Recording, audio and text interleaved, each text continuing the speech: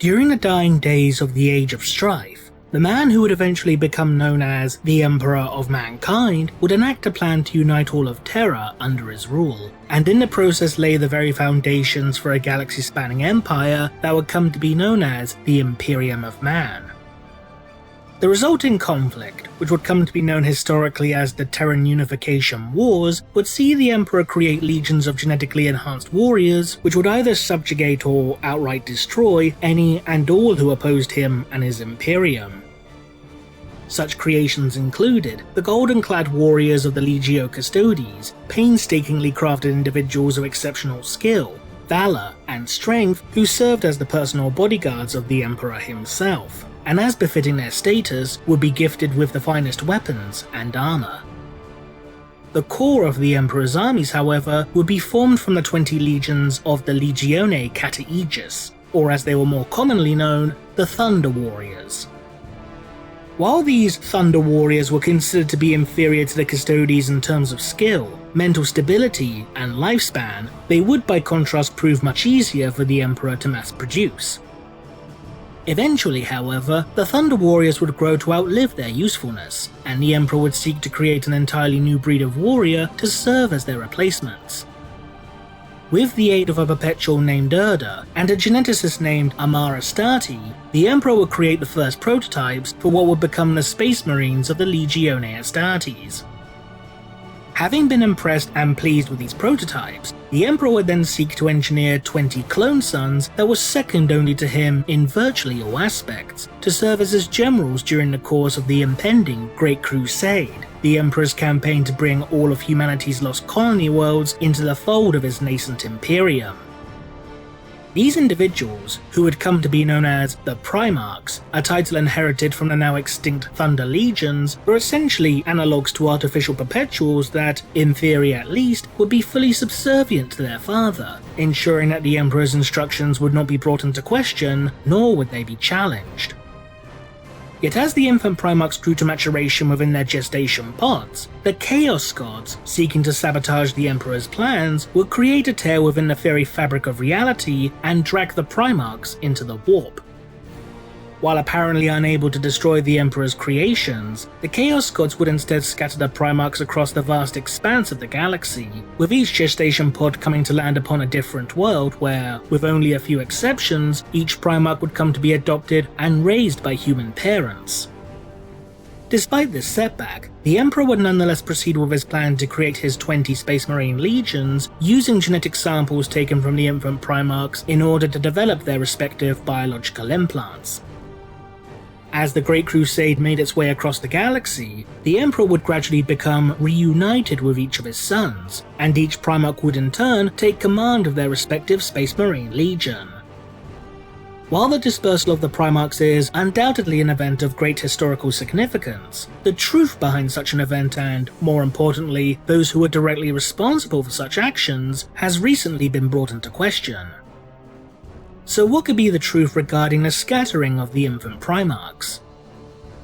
While it may initially appear somewhat obvious to suggest that the Chaos Gods were the sole beings responsible for seeding the Primarchs throughout the galaxy, there is a surprising amount of evidence, much of it contradictory, to support the notions that the ruinous powers may have either had help from a number of outside sources, or perhaps may not have even been responsible at all. One such source, for example, states that those primarily responsible for the Primarchs being dispersed across the galaxy were a number of time-displaced word-bearers who journeyed into the depths of the warp space rift known as the Eye of Terror, as part of their unholy pilgrimage to learn the truth of chaos. As detailed within the novel The First Heretic, the warrior known as Argel Tal would be the one to personally destroy the Gellerfield generators that shielded the nascent Primarchs from the attentions of demonic entities, creating a temporal paradox akin to that of a self-fulfilling prophecy, which allowed the Chaos Gods to drag the Primarchs into the depths of the warp before scattering them across the galaxy. While some may argue that this series of events was merely something akin to a hallucination or dream, the demon prince Ingethel the Ascended would warn the word-bearers to control their emotions, lest they alert the Emperor himself to their presence, as shown with the following quote. "Stay back, word-bearer! I sense your rising wrath!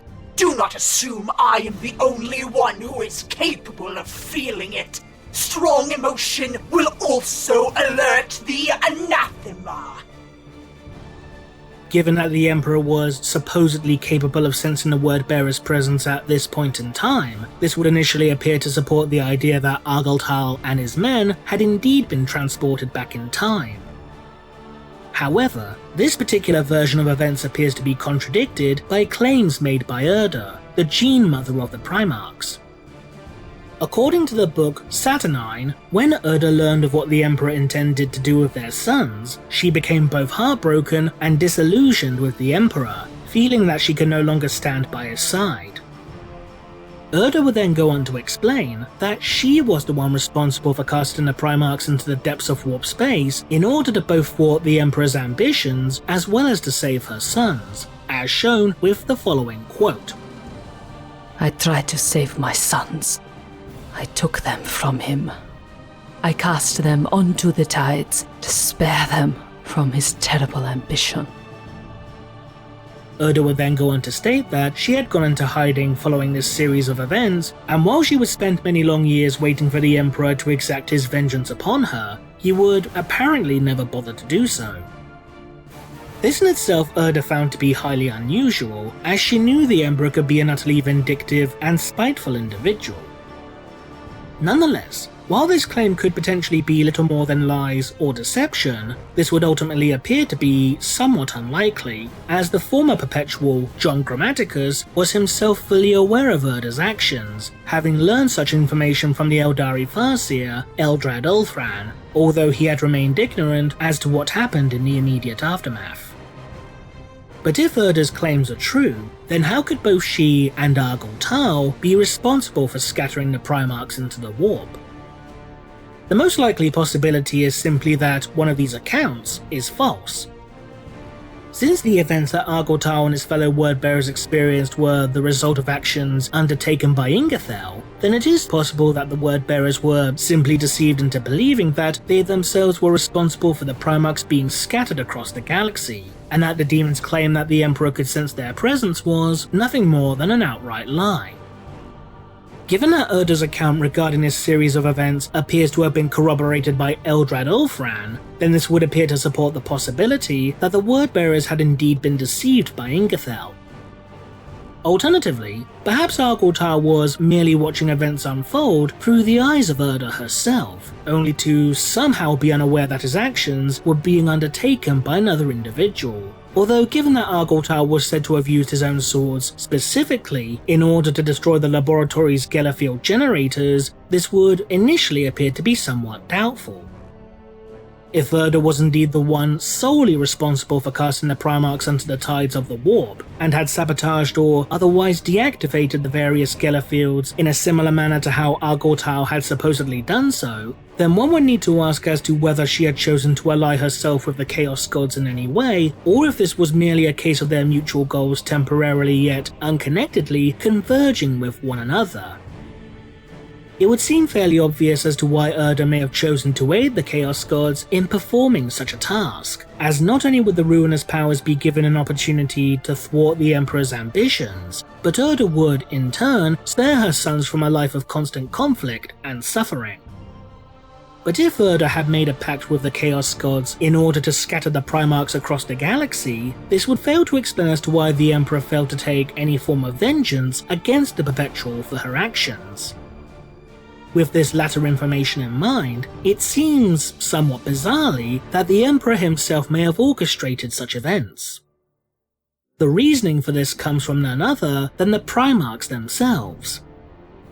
As shown within the novel Theros, Konrad Curze, the Primarch of the Night Lord's Traitor Legion, believed that many aspects regarding the Primarchs, their legions and even their very personalities had been engineered down to the tiniest detail.